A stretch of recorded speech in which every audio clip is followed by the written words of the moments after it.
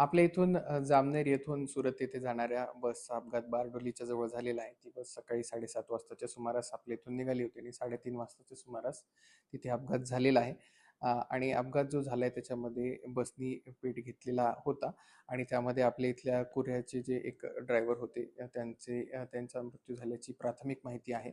आणि 7 जे आहेत लोक त्यांचे मृत्यू झाल्याची देखील प्राथमिक माहिती आहे. आणि 33 लोक गंभीर जखमी आहेत आणि ते बारडोली आणि तेथील सरदार पटेल आणि ओमसाई हॉस्पिटल या ठिकाणी त्यांना ॲडमिट करण्यात आलेलं आहे. माझं जिल्हाधिकारी सुरत यांच्याशी पण बोलणं झालं, SDM बारडोली यांच्याशी पण बोलणं झालेलं आहे. आणि आपली टीम जी आहे बस म्हणजे जे आपले रिजनल मॅनेजर आहेत, ते तिथे पोहोचलेले आहेत आणि आपली टीम देखील त्यांच्या संपर्कामध्ये आहे. जे लोकांना परत आणण्याची आवश्यकता आहे त्यांच्यासाठी तात्काळ ट्रान्सपोर्टची व्यवस्था करण्यात येईल. आणि जे लोक तिथे ॲडमिट आहेत त्यांना त्यांच्यासाठी तिथे पूर्ण बाकी पण ट्रीटमेंटची आणि त्यांच्या खाण्याची राहण्याची व्यवस्था पूर्ण करण्यात येईल.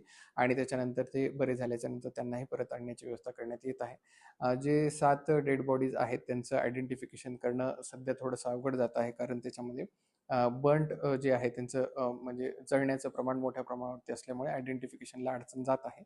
परंतु आयडेंटिफिकेशनसाठी DNA सॅम्पल्स घेण्याबाबतची पण पुढची कारवाई करण्यासाठी ॲडमिनिस्ट्रेशन सुरतचे जे आहे त्यांच्यासोबत पूर्ण कोऑर्डिनेशन झालेलं आहे.